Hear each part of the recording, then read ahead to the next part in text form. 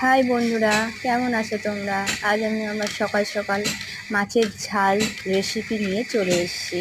কাতলা মাছের ঝাল, 20 কেজি ওজনের কাতলা।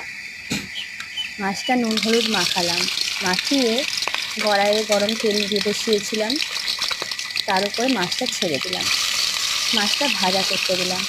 মাছটা ভাজা শেষ হয়ে এলে আমরা ভালো করে মাছটা ভেজে নিয়ে একটা পাত্রে তুলে রাখবো। তারপরে কড়াইয়ে তেল, গোটা গরম মশলা, শুকনো লঙ্কা, তেজপাতা ফোড়ন দিয়ে তার উপরে পেঁয়াজ কুচি দিয়ে দিলাম। তারপরে পেঁয়াজটা একটু ভাজা ভাজা হয়ে গেলে টমেটো কুচি দিয়ে দিলাম।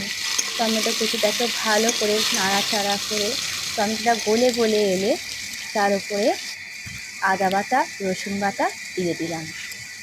আদা রসুন বাটার পরে দিলাম লঙ্কা, হলুদ, নুন সব দিয়ে ভালো করে নাড়াচাড়া করে কষাতে থাকলাম। দেখুন, আমি আদা বাটার পরে হলুদ আর লঙ্কা গুঁড়ো দিয়ে দিচ্ছি। এরপরে নাড়াচাড়া করে তো ঠিক আমার আছে, মশলাটা একটু ধরে যাচ্ছিলো বলে আমি একটু এর উপরে সামান্য জলও দিয়ে দেবো। ভালো করে নাড়াচাড়া করছি। মশলাটা যেহেতু একটু ধরে যাচ্ছিল বলে আমি একটু সামান্য জল দিলাম। জলটা দিয়ে ভালো করে মশলাটাকে কষাতে থাকলাম। কষানোর পরে মাছটা দিয়ে দিলাম। তারপরে মাছটা প্রায় শুকনো শুকনো করে একটা পাত্রে নামিয়ে নিলাম।